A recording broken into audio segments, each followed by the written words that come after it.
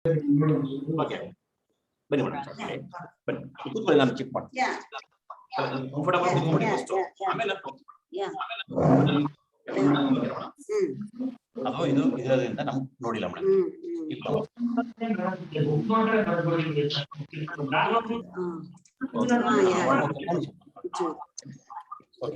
Yeah, I think this is better. Yeah, that is better. Okay, thank you. Thank you so much.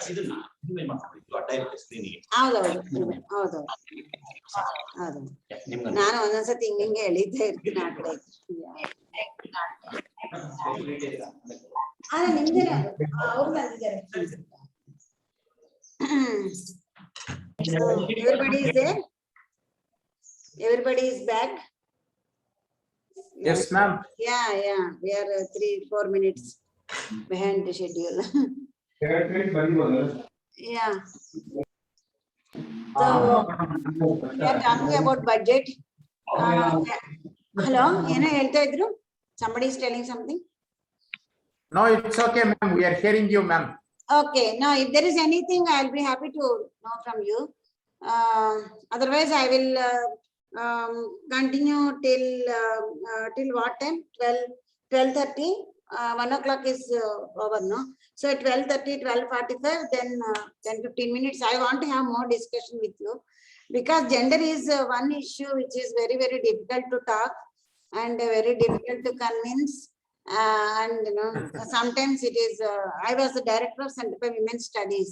Who else knows better than me about convincing people about gender equity and gender equality?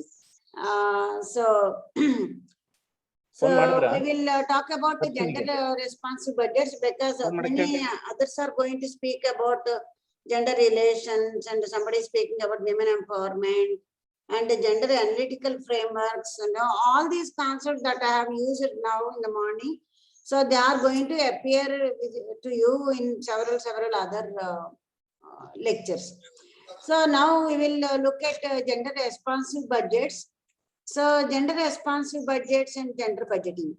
So what is gender responsive budgets and how it has gone into, how it has been developed, and India is mute ಮಾಡ್ಕೊಳ್ಳಿ ಅಪ್ಪ ಎಲ್ಲರೂ, please mute yourself. If you can mute, it will be good. And everybody mutes only, I will start. Okay. So gender responsive budgets, as I told you, know, gender responsive policies, gender sensitive policies. I have introduced the concept of gender sensitive policies, gender responsive policies. So gender budgeting is also, gender responsive budget is also, it is, that means, you know, the budget which takes into consideration the gender differences. Now you know what is meant by gender differences.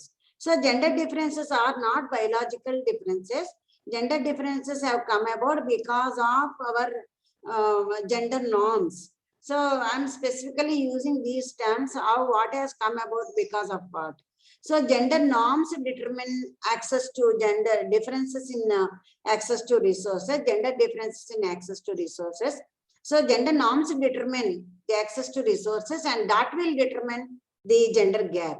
So to reduce this, there are several ways of addressing the issues, addressing the gender gap, and how to attain gender equality, and what are the gender equity measures, because equity is a means to achieve equality. So what are the measures and how to go about? So gender budgeting, gender responsive budgeting is another one of the important tools, and which has been recent times, because all the while actually women's issues started with feminist movements. So feminist movements have done a lot of contribution for attaining gender equality and gender sensitive policies. Because when we got our independence, main focus of feminist activists was to educate women. So educate women, create opportunities for women, because in a patriarchal society, women need not get educated because they need not earn. So that was the concept. So first objective was to start women, girls schools and encourage girls and, you know, more participation of girls. So that area we have covered, in the sense movement has covered. And because of movement, public policy is also addressed to attain gender equality in education. So we have reached a level, now we have gender parity. In schools, absolutely we have 1:1, 1 boy and 1 girl, 100 boys are there, means 100 girls are there.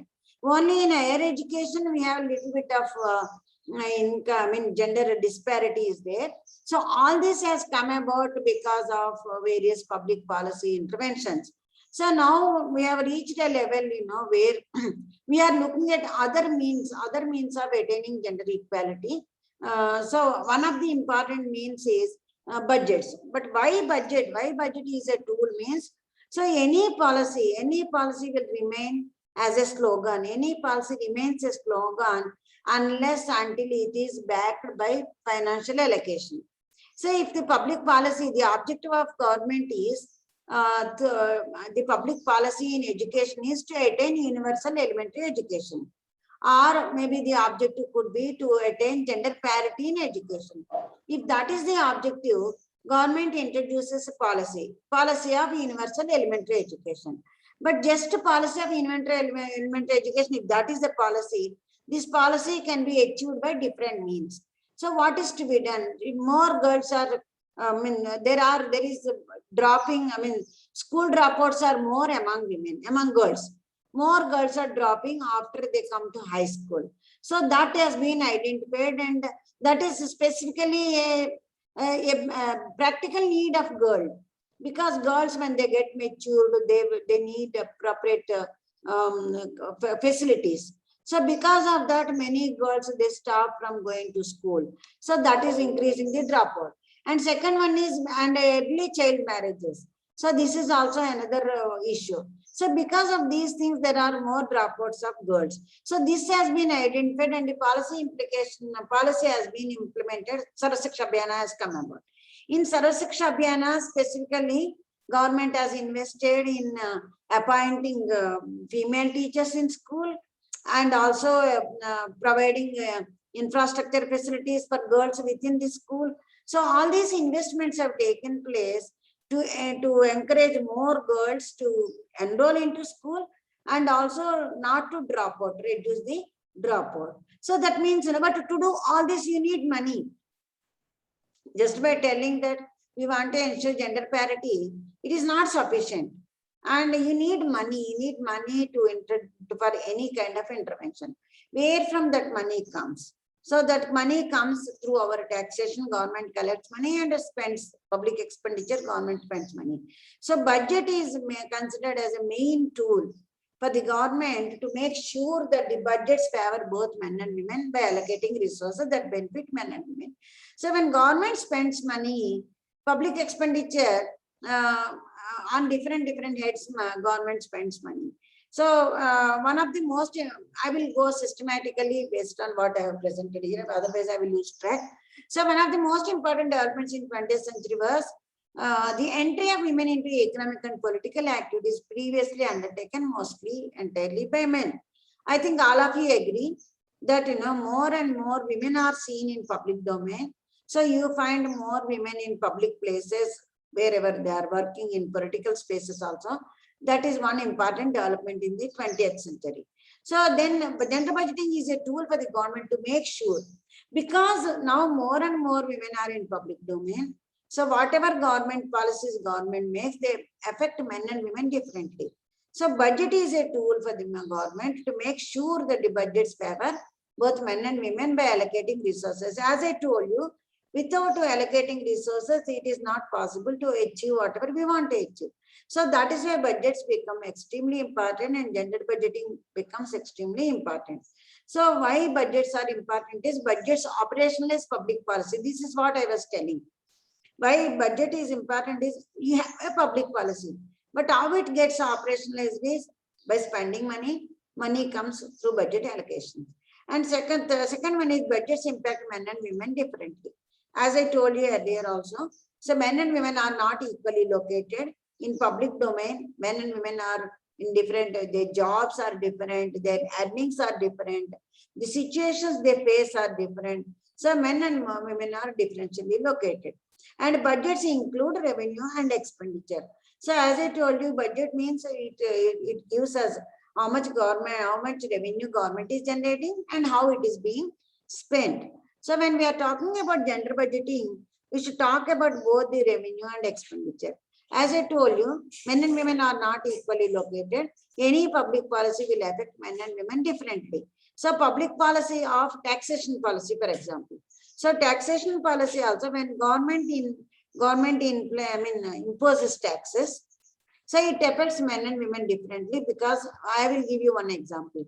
Like when GST was introduced, goods and services, when GST was introduced, so it was blanket, they have given what percentage of GST is on so many goods and services. So goods and services are categorized, and some goods it is 4%, 7%, 8%, they gave the range and implemented like that. But that was a gender blind policy.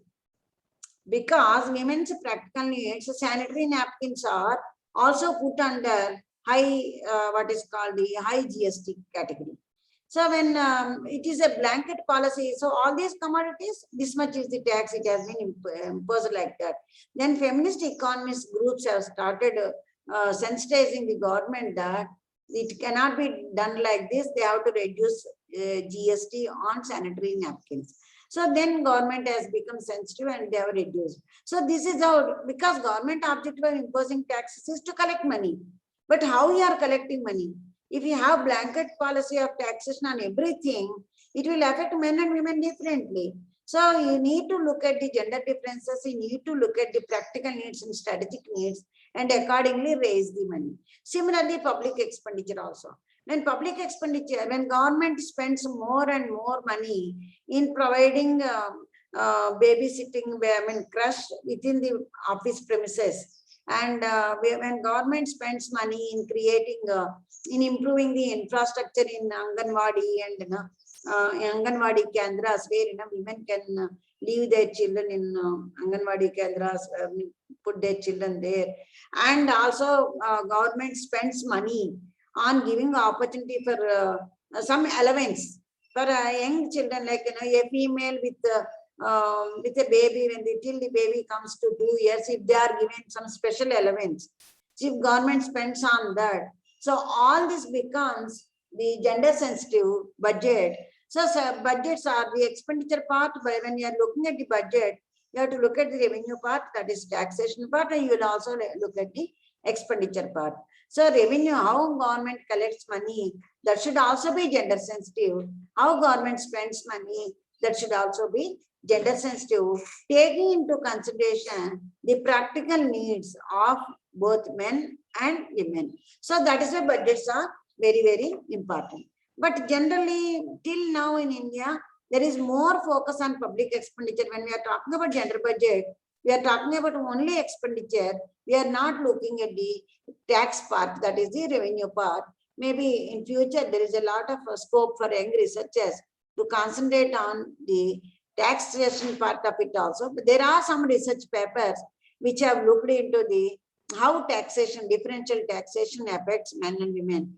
And also there are papers how international trade, when economy is opened up, how it is going to affect men and women differently, people have analyzed. But right now, for the time being, we are looking at only the public expenditure part of gender budgeting. So when it started, this gender responsive budgeting is, you don't get confused, because both are one and the same. Gender budgeting is nothing but gender responsive budget. If budget has taken into consideration gender needs, if budget has taken into differential needs of men and women, it becomes gender responsive budgets. So when it started is, our honorable chief, Finance Minister Chidambaram time 2004 and 5 speech itself, when feminist economists have approached him that government of India has to adopt gender budgeting techniques. So that time our Chidambaram Minister of Finance, so he just made an announcement in 2004 budget speech. So women's groups have met me and urged me to consider gender budgeting.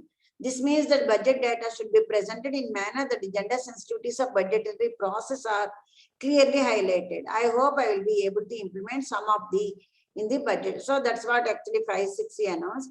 And then in 2000 budget space of 2006 and 7.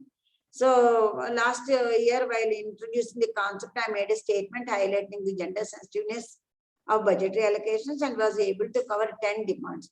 Means 2005-6 first time gender budgeting was announced, but it was only covering only 10 demands.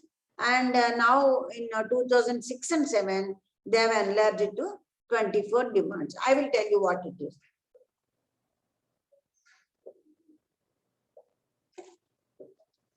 So gender budgeting is a strategy for ensuring gender sensitive resource allocation.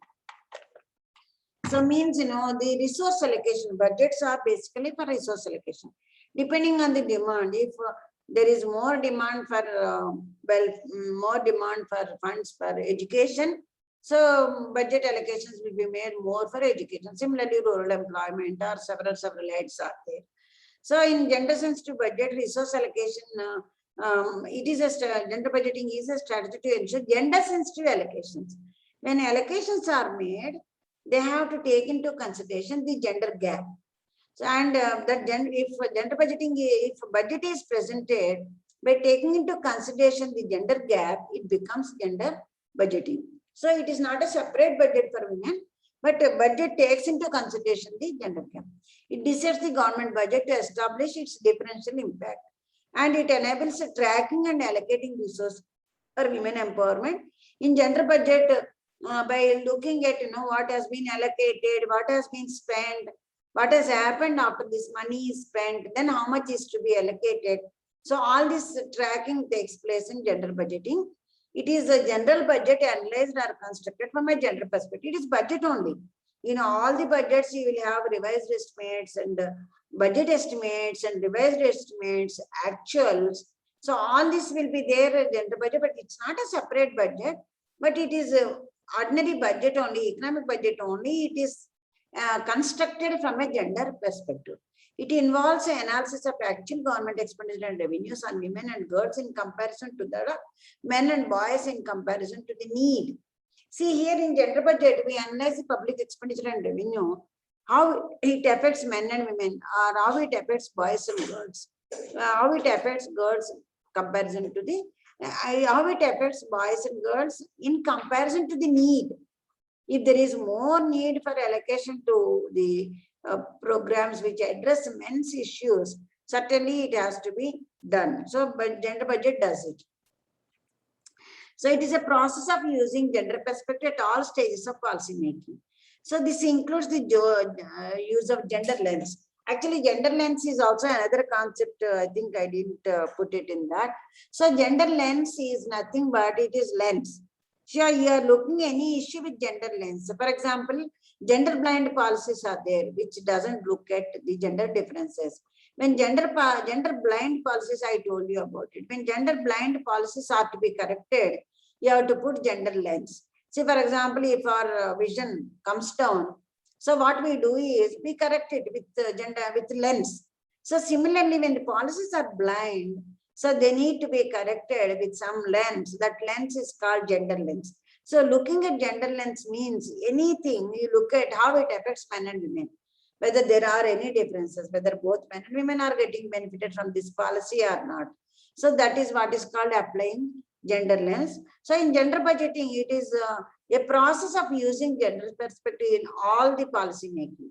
So for example, formulation of legislation, policies, plan, programs and schemes, allocation and collection of resources, implementation and corrective action to address the gender disparities. In gender budgeting, when demands are made, so demands under a specific head are made, it is based on the gender differences.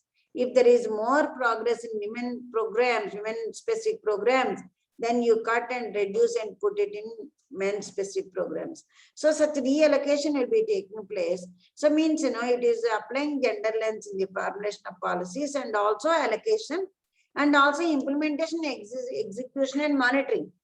So when any program is implemented, it has to be monitored, and in monitoring also you have to apply gender lens. So in monitoring whether it is this particular program is having equal impact on men and women, whether it is gender biased or it is gender equal. So that you will be monitoring by looking in monitoring, you will use what is called the gender lens, and then corrective action to address gender disparities. In gender budgeting, this year you will make allocations and estimates are made and demands are made, allocations are made, money is spent. Then when next year you are putting your allocation, your demand, so you look at what has happened, whether disparity has increased or decreased. So accordingly, you will look at the corrections, whether allocation has to be increased by 5%, 2% or reduced. So that corrective measure will be taking place in gender budgeting. So Asha Kapoor Mehta, she has done a lot of work on gender budgeting. So it is far from just reporting information in the format provided by gender budget statement. It uses the budget as one of many entry points to correct gender gaps. But it is not limited to the budget statement, rather it is a continuum. See, gender budget statement, government provides gender budget statement. I will show you.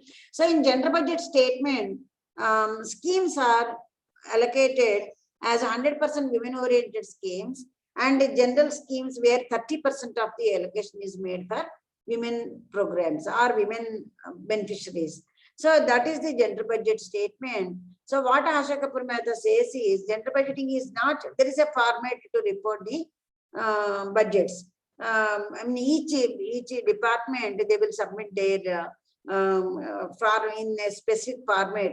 What has been, what is the existing situation, what has been allocated and how much is spent and how much is not spent, why it is not spent, and after spending how much is achieved, all that will be in a format.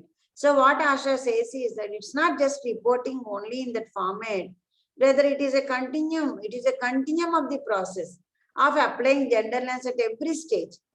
So before the budget and during the budget and also after the budget. So gender budgeting, if properly implemented, it is a very, very important tool for attaining the gender equality. Again, I'm conscious of my words, like, properly implemented, because in India, gender budgeting is not properly implemented and it is not being properly done.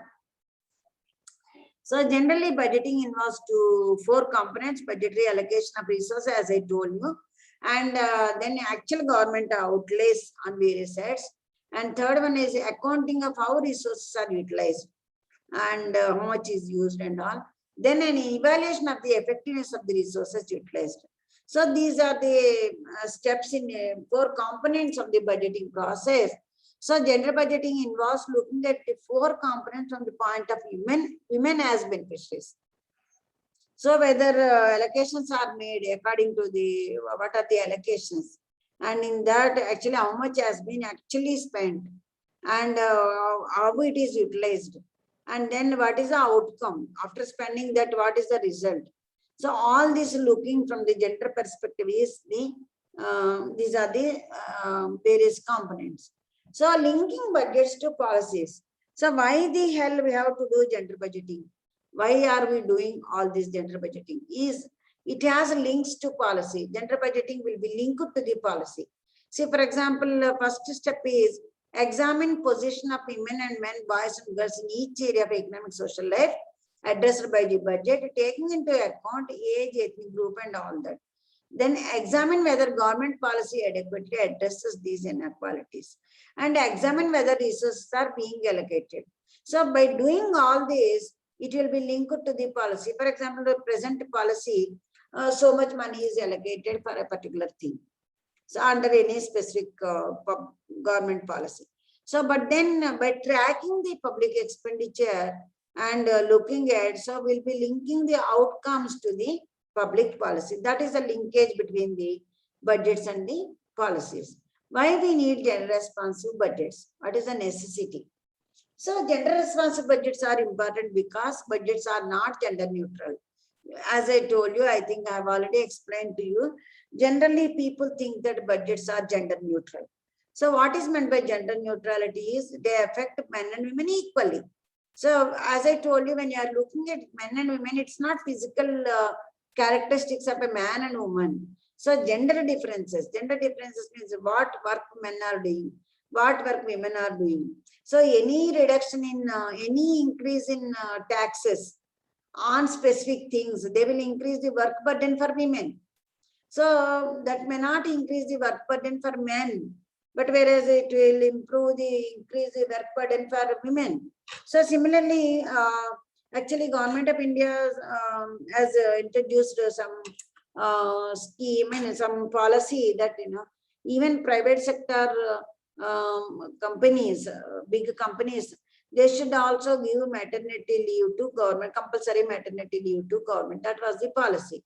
So many companies, many research studies have shown that it is backfiring. Why it is backfiring is, now because companies, it is mandated for the companies to spend money on these girls. They are not even taking, they are not even appointing girls. Because when they are appointing a girl, you need all this expenditure and investment. So, and that is why actually now what you find is, we have a concept called ideal girls. So what is happening is, more and more girls are getting educated, but these girls are not coming to the public domain. They are not getting into jobs. They are not in formal employment. There are several reasons. It is not just one reason. There are several reasons.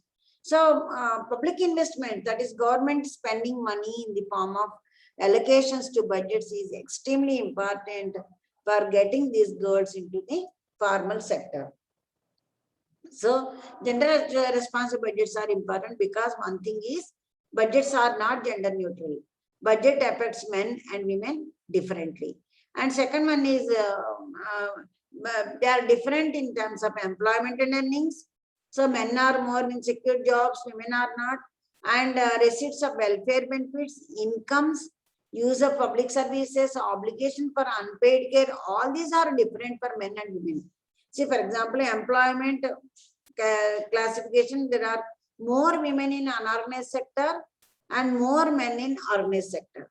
So more women in street vendors and Kambali, there are more women in such, and as your this one garments, and more women in such jobs, and their earnings are different from men, and also incomes are different, and use of public services. More women use public services than the private services. So many boys and men, they will go by their vehicle, beg, borrow, steal, do something, you buy your bike and go. But whereas more women will be using the public services. So there are differences. Why I am talking about this is, if you impose any tax on public services, it will affect more women than men, because they are the users of the public services. When government is imposing taxes, if the government is aiming at gender responsive budgets, so they should look at the who is using what, and more women use the public services. So any increase in prices of the public services, it will affect women more badly than men. So similarly, obligation for unpaid care work. So there is an obligation for unpaid work more on women. So mostly women are obligated to stay at home and take care of the elderly people, take care of the children and running the house. I know there are so many girls with so difficulty, they complete their engineering, but still they are at home because it is their obligation. So these are differences. In employment earnings also there are differences. Welfare programs, receipts also there are differences. Income there are differences. And obligation for unpaid work also there are differences. See how this unpaid work affects men and women, I'll tell you.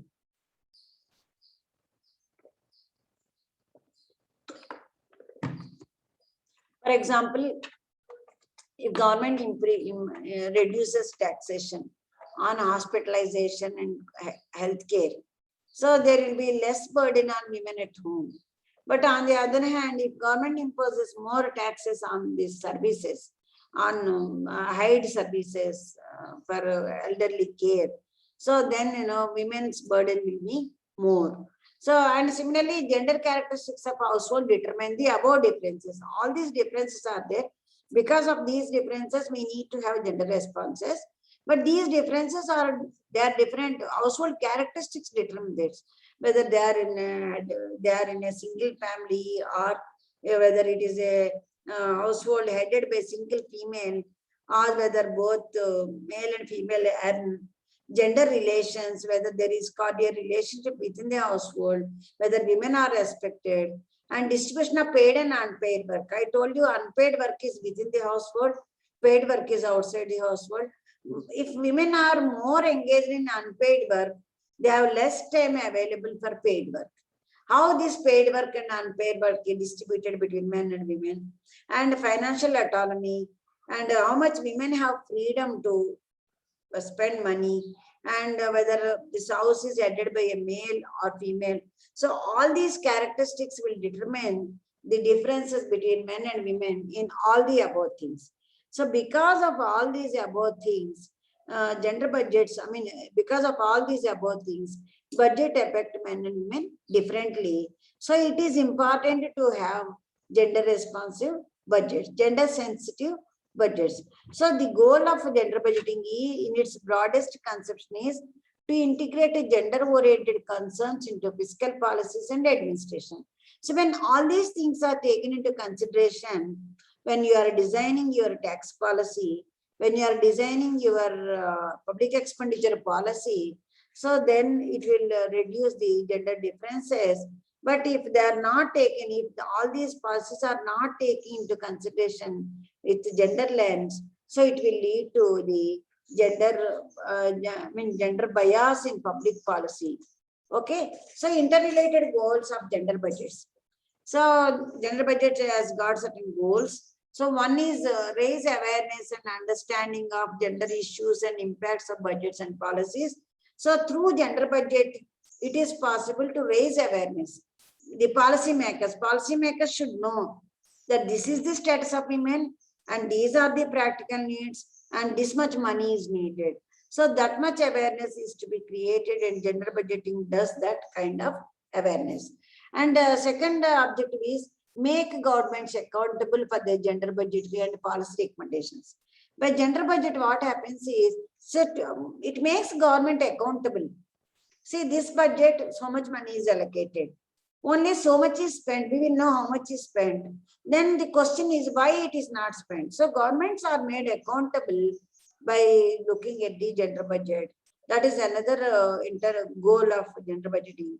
And third one is change and define government budgets and policies to promote a gender equality. So as I told you earlier, mid-correction is possible. So if for 5 years, if government has allocated so much money, but this year you have spent so much money, you have not spent the entire thing. So then it is possible to make some correction that, you reduce the expenditure on this head and increase the expenditure on this head. Such kind of mid-corrections also possible to attain to promote the gender equality. So gender budgeting has got these three. They are not independent objectives.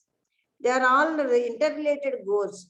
So one goal is to create awareness, and second goal is to make government accountable, and third goal is to make possibility for mid-corrections. So gender budgeting has got all the three interrelated objectives. When all these things take place, so gender budgeting will be an effective tool. Gender budgeting, of course, was developed in Australia first time in 80s. It was developed in Australia. Australian landmark gender budgeting was in 1984, and required governments, ministries, and departments to analyze the impact of annual budget on women and girls with a focus on public expenditure. So first time 1984, Australian government started this, and in India it was first adopted in 2000, and then the states followed it. And the Indian initiatives was institutionalized through the development of a system of. So this is how gender budgeting started.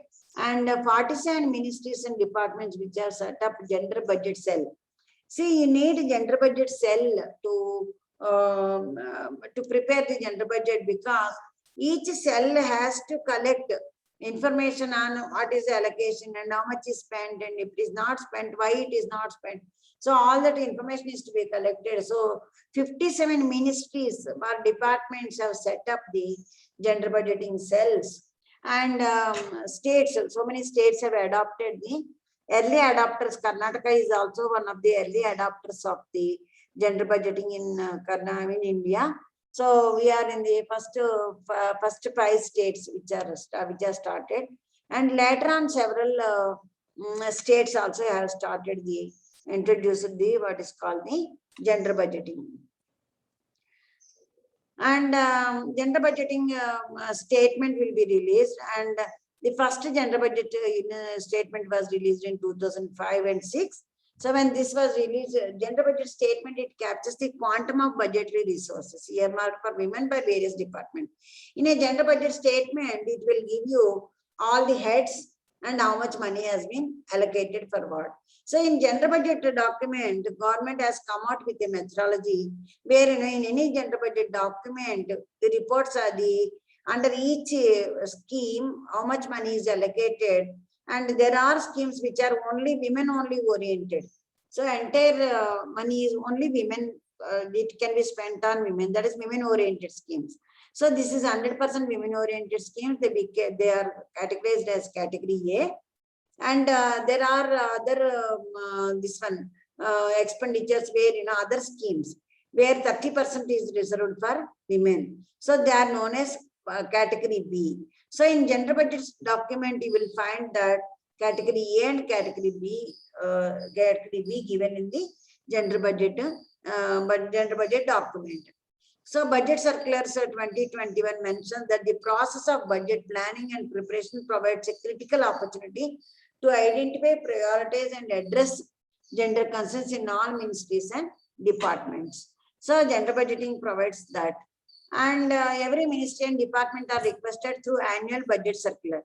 See, every year government, both in central government, central budget, gender budget, and in state government also, every year ministries are requested through annual budget circular. They will be, circular will be sent to highlight the expenditure. They have to submit it to the government, and they will prepare it. On the basis of the information, ministries and departments, a gender budget statement will be prepared. And Fiscal Policy Institute in Bangalore, which is on the Kengeri, Kengeri, Mysore road only. And this Fiscal Policy Institute is given the responsibility to prepare the gender budget statement, and they collect data from all the ministries and they prepare the gender budget. And Part A details schemes in which 100% provision is made for women. And Part B is the schemes where 30% is provided for women. So in gender budgeting, stakeholders in gender budgeting are Minister of Women and Child Welfare, and these are the stakeholders, development partners and donors. So in gender budgeting preparation, you will find that preparatory stage, ensure financial appropriations made in budget match the needs. So and then analysis of gender budget estimates. So there are different stages in gender budgeting. So first, ensure financial appropriation made in budgets match the needs. So you see that if 100 crores are allocated, what for this? Whether it matches the needs, that is to be prepared in the preparatory stage, and analysis budget estimates. For the current year, vis-a-vis revised estimates or actual estimates. So this year's estimates ought to be this one analyzed in relation to the actual expenditure of the earlier year. And post-budget stage also, at the post-budget stage, analyze sector-wise or ministry department-wise shares of allocations. And in the implementation stage, what are the, is the budget being spent in the way it is to be spent, like, there will be monitoring mechanisms are there. So every 3 months, quarterly, they have to submit the how the money is being spent. So then post-implementation also, what have been the outcomes, impact assessment of the programs, and sometimes a gender audit also will be done. Gender audit is a logical continuation of the gender budget. So after implementation, what happened? What is the outcome? So that is the last stage. And in gender budget statement, we have 2021. So this is the gender budget statement. Not, I didn't put it scheme wise because it will run to several pages. So this general broader heads. So in any gender budget statement, total budgetary allocation for women, how much? and then out of this is the actual 18-19 actual what has been spent. So then 19-20 this is the budget estimate. So based on this and also based on the data 19-20 budget estimates will be prepared.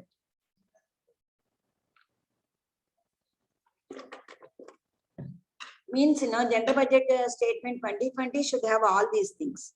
So actuals what is spent and what is the budget estimates, and 19-20 what is the revised estimates, and 2021 what is the budget estimates. So this is the information, and the total budgetary allocations and specific schemes part A, and total budgetary allocations per provenance schemes, that is what is called part B, and total gender budget you will have part A and part B. So, and gender budget as a percentage to total budget. So ministries and departments reporting allocation gender budget in only part A, only part B, and both part A and B. See, as I told you, there is a lot of criticism about gender budgeting. So not all ministries are actually reporting this report. Some ministries are reporting only part A, and whereas some reporting only part B, and reporting both parts A and B. There are only few ministries. See, all these ministries and departments are proposing part A and part B also.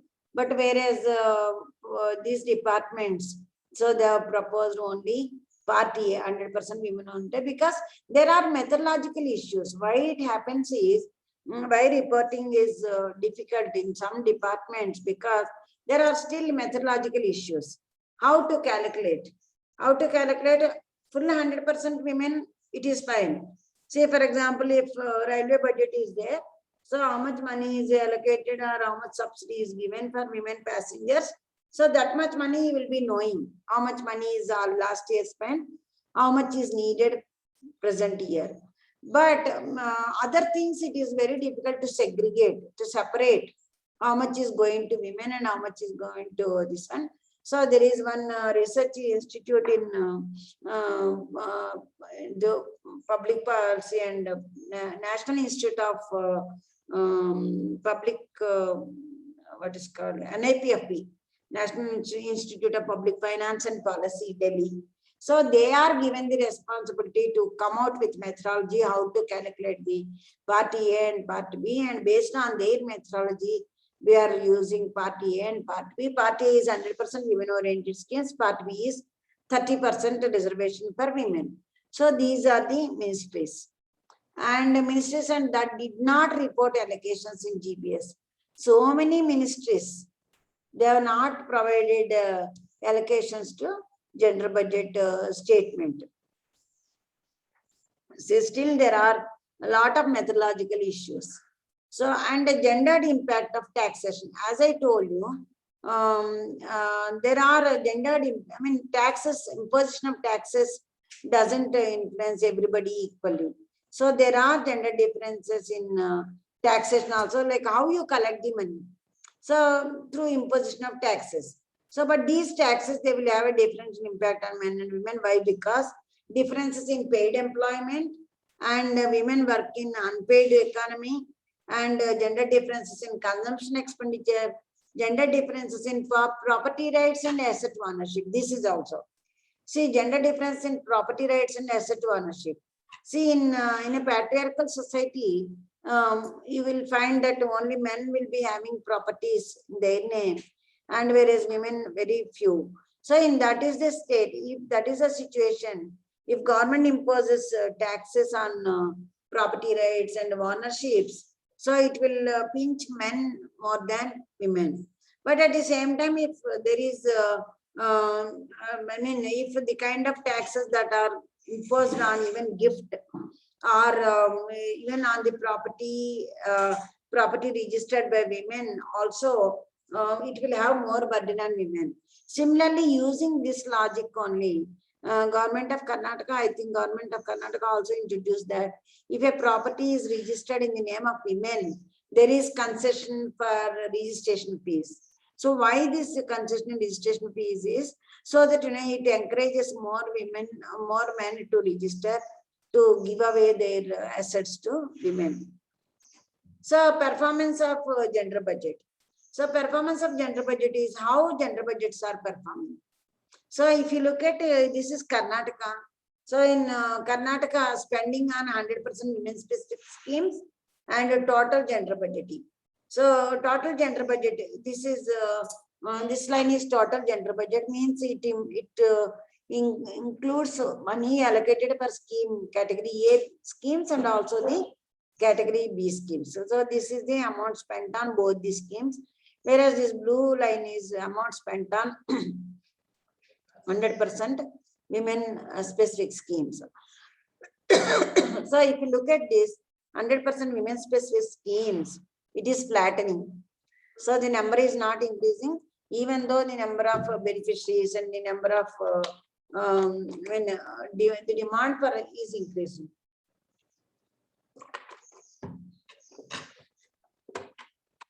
So this is what I was talking about, when you use the gender budgeting. So you'll be able to track the expenditure pattern and how much it is going to women-oriented programs. See, this is a decline in share of women-specific programs. So that is flow diagram. This is this one. So 100% women-specific schemes are these. So, and this is other schemes with minimum 30% women beneficiaries. The share of this has declined from 34% to 19%. Women alone schemes, women specific schemes.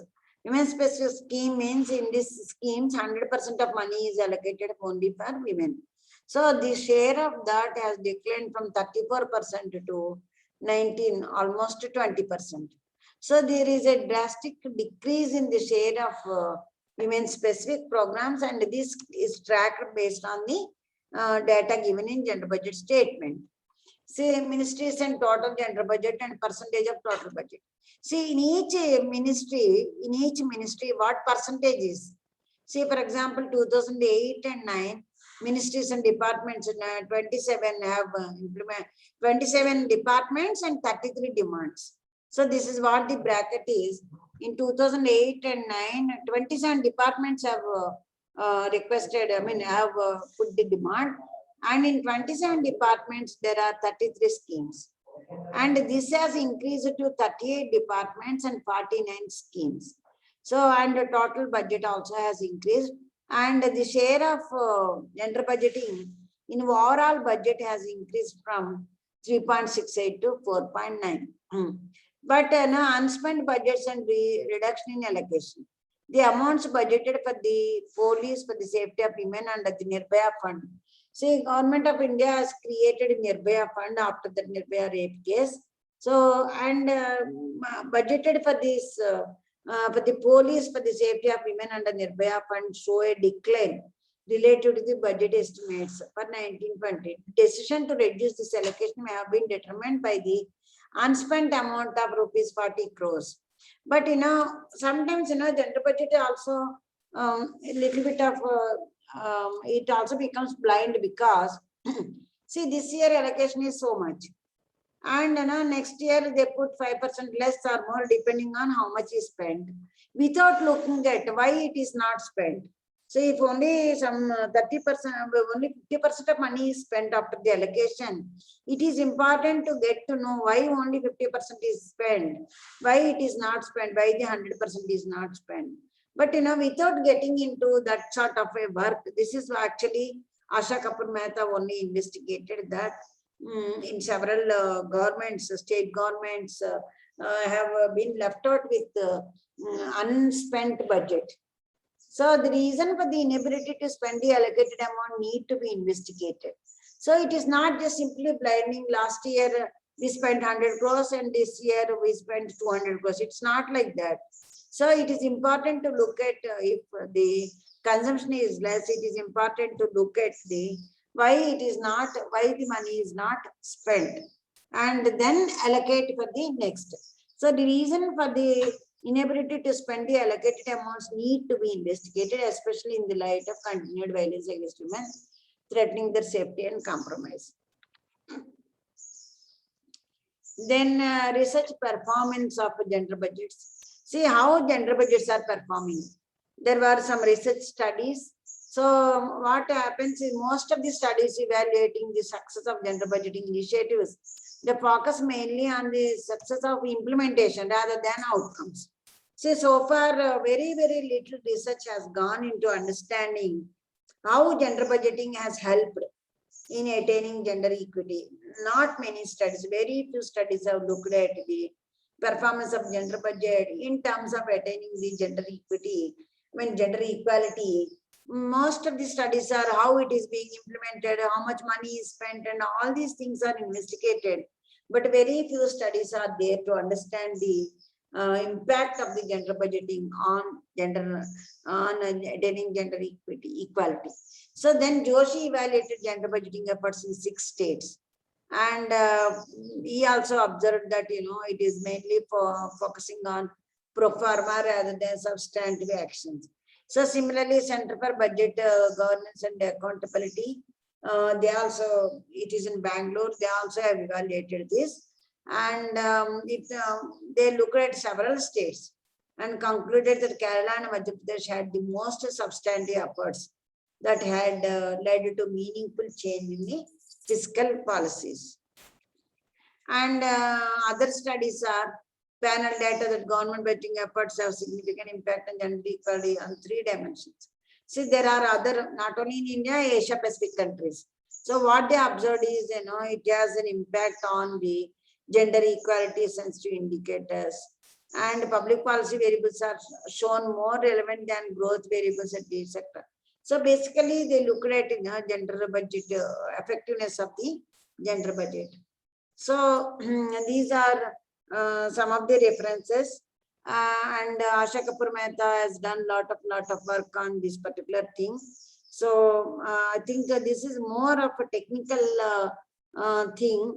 That is why I'm taking more time. I want to keep more time for discussion. So if you have any questions, I would be very happy to answer the questions. And I'm sure that there will be many doubts about the gender budgeting and what impact it made, or you may be having any number of questions. So now the floor is open, and not only for this session. If you have any questions from the earlier session also, I'll be happy to clarify. And mostly actually things come out when we are discussing rather than me teaching, because after all you are also in responsible positions, and it should not be one way. So now it is open for any discussion and conversations. Okay, so you feel free to ask questions and any clarifications. And you must be wondering why I'm studying on gender, even though my training is in agriculture economics. Because I started working on gender issues because it is one of the development issues. Gender is a development issue. Like, in the process of economic development, you observe several issues, like for example, poverty is an issue. So similarly, gender issues are one of the development issues. So that is how, as a development economic student, I started working on and using some of the economics concepts. Feminist economics is an area, like for example, we have environmental economics and resource economics. So we have different applied branches of economics in which feminist economics is one of the important field that is being developed. That is growing up. And also another thing is gender cuts across disciplines. It's a truly multidisciplinary area of research. So if any of you are interested in you're doing further research in this particular area, you can contribute quite a bit from your own whatever is your area of research. Yeah, thank you. You can ask me any questions. Yeah.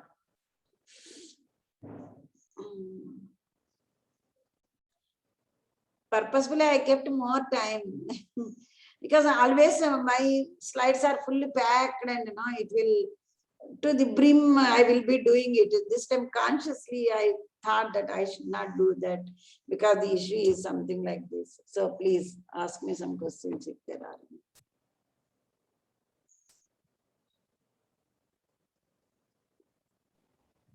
Unmute yourself. Yeah. Yeah. ನನ್ನ ಹೆಸರು ಭಾಗ್ಯ ಅಂತೇಳಿ ಮಂಡ್ಯ ಮಹಿಳಾ ಸರ್ಕಾರಿ ಕಾಲೇಜ್ನಲ್ಲಿ sociology department ಅಲ್ಲಿ work ಮಾಡ್ತಿದ್ದೀನಿ madam. Okay.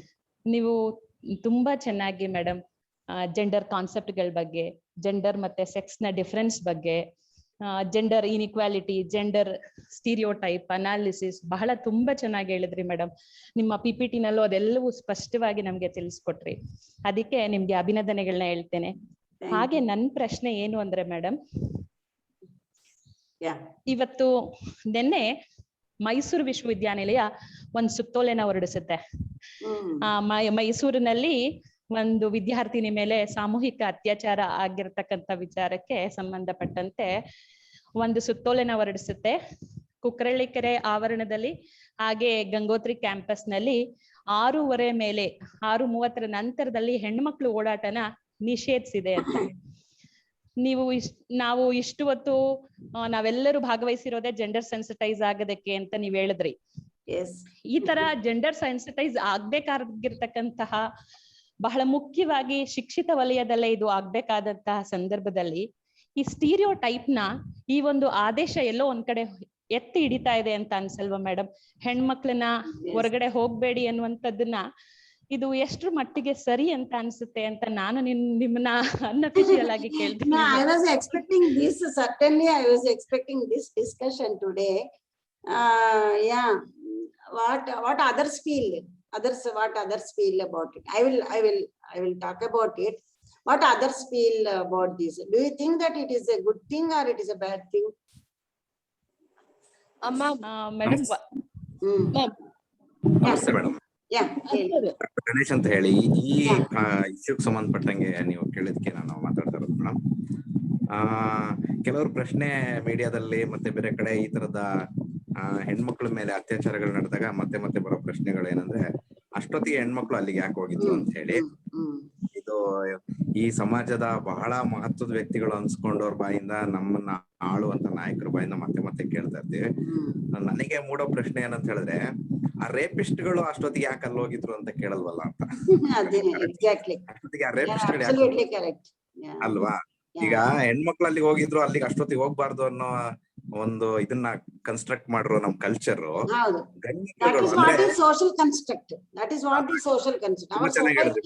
Things only from our perspective, we will only look at only one angle. Girl should not be going out because that is our patriarchal norm. So because of that, she should not go on. Yeah, you are telling something, Ganesh. Yeah.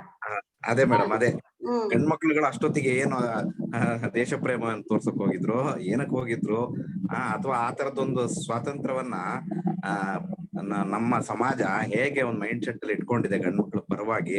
ಮತ್ತು ವಿಶ್ವವಿದ್ಯಾನಿಲಯಗಳು ಕೂಡ ಈ ತರದ ಸುತ್ತೋಲೆಗಳನ್ನ ಮಾಡ್ಬೇಕಾದಾಗ ಒಂಚೂರು ಸ್ವಲ್ಪ ಯೋಚನೆ ಮಾಡ್ಬೇಕು. At least ಅವ್ರು ಹೇಳ್ಬೇಕಾದ್ರೆ ಹೆಣ್ಮಕ್ಳು ಅಷ್ಟೊತ್ತಿಗೆ ಓಡಾಡಬಾರ್ದು ಅಂತ ಹೇಳಿರೋ ವಿಶ್ವವಿದ್ಯಾಲಯ ಅವ್ರು ಹೇಳೋದ್ ಬಿಡಿ, ಯಾರೋ ಜನರು ಮಾತಾಡೋ ವಿಚಾರ ಬೇರೆ. ವಿಶ್ವವಿದ್ಯಾಲಯ ಘನತೆಯುತ ಕುಲಪತಿಗಳು, ರಿಜಿಸ್ಟ್ರಾರ್ಗಳು ಮಾತಾಡ್ಬೇಕಾದಾಗ ಆ ಸುತ್ತೋಲೆಗಳ ಮೂಲಕ ಸ್ವಲ್ಪ ಆಮೇಲೆ ಕವರಪ್ ಮಾಡ್ಕೊಳ್ತಾರೆ. ಅವ್ರಿಗೆ ನೋವಾಯ್ತು ಅಂತ ಹೇಳ್ಬಿಟ್ಟು ಹಂಗ ಅನ್ಬಿಟ್ಟಿದ್ರಂತೆ. ಪಾಪ ಹೆಣ್ಮಕ್ಳಿಗೆ ಹಿಂಗ ಆಯ್ತು ಅಂತ ತುಂಬಾ ನೋವಾಗ್ಬಿಟ್ಟು ಹೋಗ್ಬಾರ್ದಿತ್ತು ಪಾಪ ಅಂದ್ರಂತೆ. ಹೆಂಗೆ ಸಮರ್ಥಿಸ್ಕೊಳ್ತಾರೆ. ಆಮೇಲೆ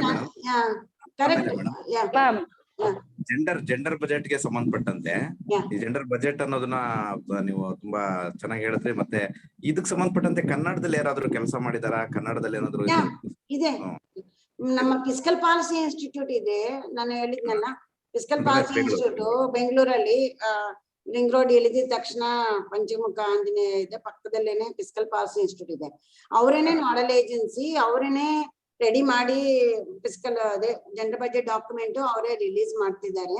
ಸೊ ನಾನು ಅವ್ರ ಜೊತೆಲಿ ನಾನು ವರ್ಕ್ ಮಾಡಿರೋದೇನಂದ್ರೆ, ಬಜೆಟ್ ಆಗಿದ್ಮೇಲೆ ನೆಕ್ಸ್ಟ್ ಏನು, because it should not stop there, it should also ಆಡಿಟ್ನು ಆಗ್ಬೇಕು, ಜೆಂಡರ್ ಆಡಿಟ್ನು ಆಗ್ಬೇಕು. ಸೊ ಜೆಂಡರ್ ಆಡಿಟ್ ಇದು ನಾವು we have prepared manual to do gender audit, and we also trained our young auditors who have cleared audit service.